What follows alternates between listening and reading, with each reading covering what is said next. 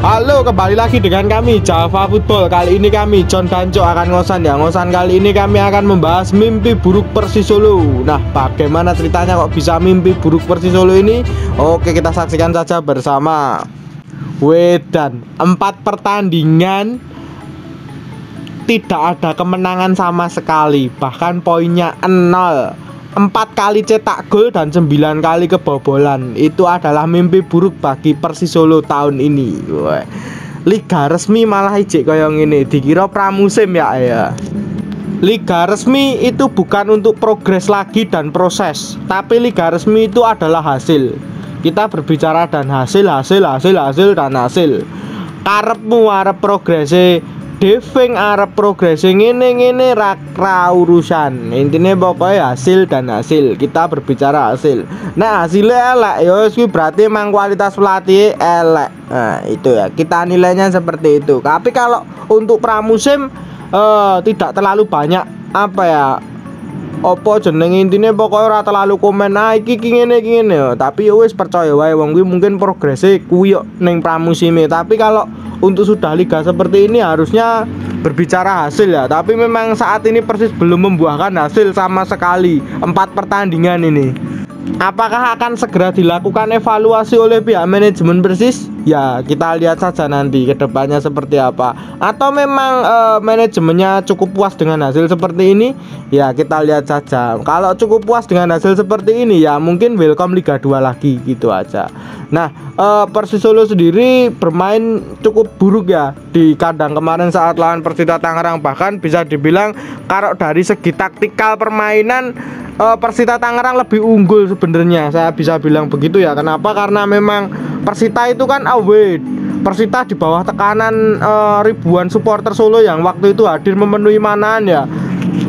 Dan mereka juga bisa bermain lepas, bisa menjalankan taktik mereka, bermain cukup enjoy di stadionnya, seakan tidak ada beban gitu loh. Maksudnya dalam arti memang seperti itu ya. Itu mungkin sebuah keunggulan bagi mental para pemainnya. Nah, bagi mental para pemain Persis Solo sendiri ini menurut pandangan saya masih sama seperti kemarin, tidak ada perubahan. Masih banyak long ball, masih banyak umpan-umpan gak jelas, masih banyak salah kontrol, salah oper dan lain-lain lah. Intinya pokoknya seperti itu. Jane pemain ini nek pendak latihan ini ngopo lho. Maksudnya pendak latihan ini opo ya ora diajari opo ya piye opo taktikalnya memang Jackson memang seperti itu. Saya sudah ibaratkan yo nek kaya ngene terus ya wis Liga 2 wae ngono wae. Sudah Liga 1 memang susah ya memang keadaannya kalau memang seperti ini terus. Menurut pendapatmu Cuk, apakah layak ini Jackson dituntut untuk keluar ini bagi supporter Persis Solo ini? Layak John, karena ya ini memang gimana ya, kita itu kan sering muji-muji manajemen Persis ya, beberapa kali lah ya. Tapi khusus untuk sekarang, untuk saat ini kita perlu mengkritik manajemen Persis Solo. Karena apa? Karena Jackson itu bisa out atau bertahan tergantung manajemen Persis. Dengan kondisi sekarang, dengan kekalahan yang ya memalukan lah ya di kandang sendiri, terus kekalahan melawan Dewa United, ini kudune ndang dipecat sih. Karena ya ini sudah keterlaluan pelatihnya. Dengan sekuat materi pemain Persis ya luar biasa. Kalau dikasih materi jelek sih nggak masalah ya John, kekalahan ya wajar. Tapi gini kan sekuatnya bintang Persis ini, terutama pemain lokalnya. Jadi ini tergantung pelatihnya bisa memaksimalkan kapasitas pemainnya atau bukan. Bukan masalah pemainnya itu latihan bagaimana, mental gimana. Ini pelatihnya yang ya on lah bahasanya. Nah, aku harap ngomong goblok yo piye. Ya bisa dibilang seperti itu ya. Ya mungkin karena memang pola latihannya seperti apa, taktikalnya seperti apa kita juga kurang tahu ya. Sejak awal pun sudah menjadi error di tim Persis Solo ini. Merekrut Aaron Evan dan Gerard Artigas, tiba-tiba laga pertama sudah dipecat. Lalu mendatangkan pemain asing lagi yang bernama Rodrigo dan Rio itu. Kalau Rio mungkin masih oke lah ya, apa itu CV-nya masih oke ya kalau saya lihat secara pribadi ya. Dia bermain di Liga Thailand itu masih oke lah. Saya juga melihat beberapa video pertandingan pemain ini di Thailand cukup oke. Individualnya cukup di atas rata-rata. Tapi kalau Rodrigo ini Wah, ini Liga 2 JDT loh, ibaratnya JDT 2 loh. Sama dengan kan Liga 2 Malaysia loh. Liga 2 Malaysia loh. Sing rekomendasi iki sapa lho? Opo ora nek pemain liya dienggo ngarepan. Lho. Ya udah arti kan masih ada Simic kan yo nganggur. Terus masih ada Eze, terus masih ada ya banyak lah, ibaratnya sudah sudah beradaptasi di Liga Indonesia gitu. Ya walaupun Rodrigo ini dulu pernah bermain untuk Mitra Kukar, tapi kan itu dulu gitu. Makanya kita nggak tahu performanya saat ini seperti apa. Bahkan beliau ini bisa dibilang berada di Liga 2 Malaysia, JDT 2 mana. Nek JDT siji yo mungkin oke, aku rada mending ya. Tapi JDT loro wah. Wah, ini pane persis wae Liga siji ya mana jika Liga loro. Wah, aneh lah ibaratnya seperti itu ya. Mungkin saya juga kurang tahu pertimbangannya apa mengambil pemain itu dan bagaimana, saya juga kurang tahu ya detailnya seperti apa ya. Mungkin yang tahu hanya manajer dan pelatih ini ya, mungkin. Saya sih sangat menyayangkan ya bagi manajemen Persis Solo saat ini ya. Mereka keluar uang banyak bahkan miliaran, tetapi kualitas pemain pelatih yang dihadirkan saat ini masih belum bisa memenuhi ekspektasi ataupun mainnya bluk lah, katakanlah seperti itu. Padahal Persis ini masuk nominasi ibarat kata itu 10 besar klub paling boros lah ibaratnya. Tapi pola permainannya seperti ini ya. Mungkin ini karena sejak awal salah ngontrak pelatih ataupun manajemennya ataupun manajernya atau bagaimana salah satu di tim ini ada yang tidak beres gitu. Maksudnya memang seperti itu. Ketika merekrut orang dalam manajemen itu memang harus paham bola. Mereka harus paham sepak bola Indonesia ini seperti apa keadaannya, bagaimana kondisinya.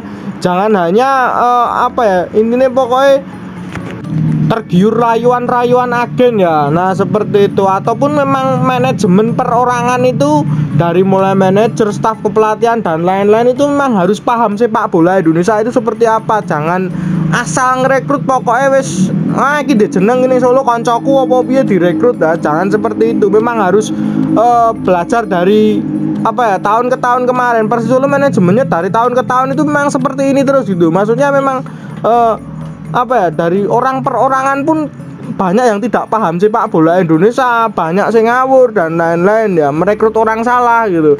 Ya memang kita harus merekrut orang yang paham sepak bola, bener-bener paham sepak bola Indonesia itu seperti apa. Memang seperti itu. Yang kedua memang pelatih itu memang vital banget kalau di sini. Soalnya dia itu di lapangan gitu. Maksudnya otak dari klub sepak bola itu kan memang dari pelatihnya. Kalau pelatih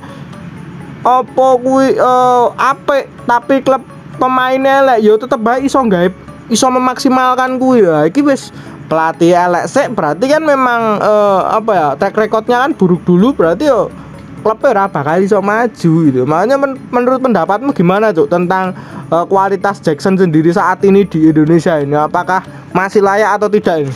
Sudah nggak layak John. Kalau menurutku sih Jackson memang sudah usang taktiknya, kualitas kepelatihannya. Mungkin kalau untuk standar Liga 2 masih bisa, tapi kalau untuk standar Liga 1 karena banyak pelatih-pelatih asing dari luar negeri John.